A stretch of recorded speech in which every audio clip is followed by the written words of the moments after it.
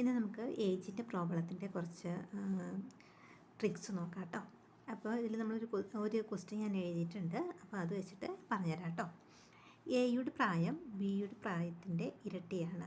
8 കൊല്ലം മുമ്പ് എയുടെ പ്രായം ബിയുടെ 3 ഇരട്ടി ആയിരുന്നുവെങ്കിൽ എയുടെ പ്രായം, അതായത് എയുടെ ഇപ്പോഴത്തെ പ്രായമാണ് കേട്ടോ ചോദിച്ചിരിക്കുന്നത്. അപ്പോൾ നമുക്ക് ക്വസ്റ്റ്യൻ എന്താണ് തന്നിരിക്കുന്നത് അതൊന്ന് എടുത്ത് എഴുതി നോക്കാം കേട്ടോ. അപ്പം എയും ബിയും ഇപ്പോൾ പ്രസൻറ്റിലാണെങ്കിൽ എയുടെ പ്രായം ബിയുടെ ഇരട്ടിയാണ്. അപ്പോൾ ബീനെ നമുക്ക് 1 എടുക്കാം, അതിൻ്റെ ഇരട്ടിയാണ് എയുടെ പ്രായം. 8 കൊല്ലം മുമ്പ് അത് അവിടെ നിൽക്കട്ടെ കേട്ടോ. എയുടെ പ്രായം ബിയുടെ 3 ഇരട്ടിയായിരുന്നു. അതായത് 8 കൊല്ലം മുമ്പ് എയുടെ പ്രായം ബിയുടെ പ്രായം അന്ന് 1 ആയിരുന്നെങ്കിൽ എയുടെ പ്രായം 3 ആയിരുന്നു, 3 ഇരട്ടിയായിരുന്നു എന്നല്ലേ. അപ്പോൾ ഇത് തമ്മിൽ എത്ര വർഷത്തെ ഡിഫറൻസ് ഉണ്ട്? 8 വർഷത്തെ ഡിഫറൻസ് ഉണ്ട്. ഇനി നമുക്ക് ഇപ്പോൾ പ്രസൻറ്റ് പ്രായം കണ്ടുപിടിക്കാനായിട്ട് ഇപ്പോൾ പ്രസൻറ്റിലുള്ള എയുടെ പ്രായമല്ലേ കണ്ടുപിടിക്കണ്ടേ. അപ്പോൾ എയുടെ പ്രസൻറ്റിലുള്ള റേഷ്യോ എടുത്ത് എഴുതണം 2. ഈ റേഷ്യോ എടുത്ത് എഴുതി നമ്മൾ ഈ വരിയുന്നല്ലേ. അപ്പോൾ അതല്ലാതെ നെക്സ്റ്റ് ഈ 2 റേഷ്യോയുടെ ഡിഫറൻസ് 2 അതെടുത്ത് എഴുതണം. പിന്നെ എത്ര ഇയറാണോ നമുക്ക് ഉള്ളത് അതെടുത്ത് എഴുതണം കേട്ടോ. 8. താഴെ ഇതിന് 2നെ ക്രോസ് മൾട്ടിപ്ലൈ ചെയ്തിട്ട് അതിൻ്റെ ഡിഫറൻസ് എഴുതണം. അതായത് 3 × 1 3, 2 × 1 2, അതിൻ്റെ ഡിഫറൻസ് വരുമ്പോൾ 1. അപ്പം ആൻസർ വരുന്നത് 32.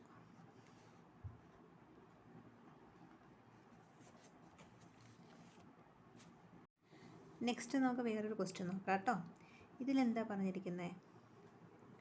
ശേഷമാണ് കേട്ടോ. അപ്പോൾ ശേഷമാണെങ്കിലും വർഷത്തിന് ശേഷമാണെങ്കിലും വർഷത്തിന് മുന്നേ ആണെങ്കിലും, നമ്മൾ മുന്നേ നോക്കിയ ക്വസ്റ്റ്യനിൽ വർഷത്തിന് മുന്നേ എന്നല്ലേ പറഞ്ഞിരുന്നത്. അപ്പോൾ വർഷത്തിന് ശേഷമാണെങ്കിലും വർഷത്തിന് മുമ്പാണെങ്കിലും ഈ സെയിം സ്റ്റെപ്പ് തന്നെയാണ് കേട്ടോ ചെയ്യേണ്ടത് ഏജ് പ്രോബ്ലത്തിൽ. ഇത് നമുക്ക് നോക്കാം. അച്ഛനും മകൻ്റെ വയസ്സിനേക്കാൾ 4 ഇരട്ടി വയസ്സുണ്ട്. അപ്പം മകൻ്റെ വയസ്സ് 1 ആണെങ്കിൽ അച്ഛന് 4 ഇരട്ടി വയസ്സുണ്ട്. 30 വർഷത്തിന് ശേഷം അച്ഛൻ്റെ പകുതി വയസ്സായിരിക്കും മകന്.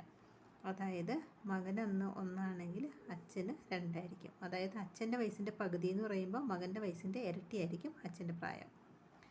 അപ്പോൾ എത്ര ഇതിൻ്റെ ഡിഫറൻസ് ഉണ്ട്? 30 വർഷം. 30 വർഷമാണ് കേട്ടോ ഇതിൻ്റെ ഉള്ളിൽ വരുന്നത്. അപ്പോൾ അച്ഛൻ്റെ പ്രസൻറ്റ് പ്രായം ഇതാണ്. നമ്മൾ അച്ഛൻ്റെ പ്രായമാണ് കണ്ടുപിടിക്കേണ്ടത്. അപ്പം അച്ഛൻ്റെ ഇപ്പോഴത്തെ പ്രായത്തിൻ്റെ റേഷ്യോ 4.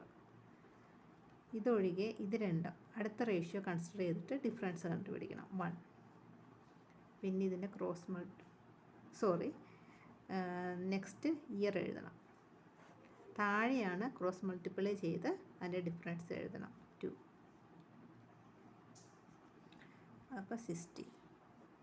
അതായത് ഇത് 2 വെട്ടിപ്പോൾ 15, 15 4 60.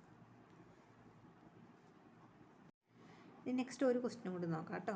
ഇതിനകത്ത് ശേഷവും വരുന്നുണ്ട്, അതുപോലെ തന്നെ മുമ്പും, രണ്ടും കൂടി വരുന്ന ക്വസ്റ്റ്യൻ എങ്ങനെയാണെന്ന് നോക്കാം കേട്ടോ. അപ്പോൾ ഇതിനകത്ത് പറയുന്നത് 5 വർഷത്തിന് ശേഷം അച്ഛൻ്റെ വയസ്സ് മകൻ്റെ വയസ്സിൻ്റെ 3 ഇരട്ടി ആയിരിക്കും. അതായത് മകൻ 1 ആണെങ്കിൽ അച്ഛൻ്റെ വയസ്സ് 3 ഇരട്ടി ആയിരിക്കും. സാധാരണ പോലെ റേഷ്യോ എടുത്ത് എഴുതണേ. 5 വർഷത്തിന് മുമ്പ് അച്ഛൻ്റെ വയസ്സ് മകൻ്റെ വയസ്സിൻ്റെ 7 ഇരട്ടിയായിരുന്നു. അപ്പം മകൻ്റെ വയസ്സ് 1 ആയിരുന്നെങ്കിൽ അന്ന് 7 ഇരട്ടിയായിരുന്നു. ഇനി നമുക്കത് ഡിഫറൻസ് വരുന്നതെന്ന് വെച്ചിട്ടുണ്ടെങ്കിൽ ഇവിടെ 5 വർഷത്തിന് ശേഷവും 5 വർഷത്തിന് മുമ്പും പ്രസൻറ്റ് ഏജ് എന്ന് പറയുമ്പോൾ ഈ നടുക്കായിട്ടാണ് വരണത്. ഇത് മുന്നേ ഉള്ള ഏജാണ്, 5 ഇയേഴ്സ് ബിഫോർ ആഫ്റ്ററും, ഇത് 5 ഇയേഴ്സ് ബിഫോറും. അപ്പോൾ ഇത് ഈ നടുക്കായിട്ടാണ് ഇതിൻ്റെ പ്രസൻറ്റ് വരുന്നത്. അപ്പോൾ ഇതിൻ്റെ രണ്ടിൻ്റെയും കൂടി ഡിഫറൻസ് 10 വർഷം വരും. അത് വെച്ചിട്ട് വേണം നമുക്ക് ചെയ്യാനായിട്ട്. അപ്പോൾ നമുക്ക് ഇതിനകത്തുനിന്ന് പ്രസൻറ്റ് ഏജ് കണ്ടുപിടിക്കാൻ പറ്റില്ല, അങ്ങനെ ഒരു റേഷ്യോ നമുക്കില്ല. സോ നമുക്ക് 5 ഇയേഴ്സ് ആഫ്റ്റർ എത്രയായിരിക്കും എന്നുള്ളത് നമുക്ക് ഫസ്റ്റ് കണ്ടുപിടിക്കാം. അപ്പോൾ അതിന് വേണ്ടിയിട്ട് ആ റേഷ്യോ എടുക്കണം. 3 ഇൻറ്റു ഇവിടെ നിന്ന് നമ്മൾ റേഷ്യോ എടുത്തേ. അപ്പം നെക്സ്റ്റ് റേഷ്യോയുടെ ഡിഫറൻസ് കണ്ടുപിടിക്കണം 6. ദെൻ ഇയർ താഴെ 2 ക്രോസ് മൾട്ടിപ്ലൈ ചെയ്തിട്ട് അതിൻ്റെ ഡിഫറൻസ് 7.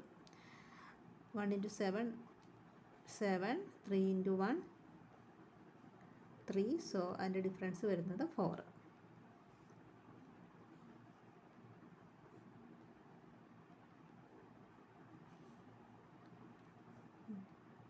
45 എന്നാണ് ഇത് കിട്ടിയിരിക്കുന്നത്. പക്ഷേ ഇപ്പോഴത്തെ വയസ്സാണ് കേട്ടോ ചോദിച്ചിരിക്കുന്നത്. അപ്പോൾ 45 അല്ല ഇപ്പോഴത്തെ വയസ്സ്, ഇത് 5 years ആഫ്റ്റർ ആണ്, 5 വർഷം കഴിയുമ്പോൾ ഉള്ള ഏജാണ്. അപ്പം പ്രസൻറ്റ് ഏജ് എന്ന് പറയുന്നത്, ഇപ്പോഴത്തെ പ്രായം എന്ന് പറയുന്നത് എത്രയാണ്? 40. അപ്പോൾ 40 ആണ് അതിൻ്റെ ആൻസറായിട്ട് വരുന്നത്. Thank you.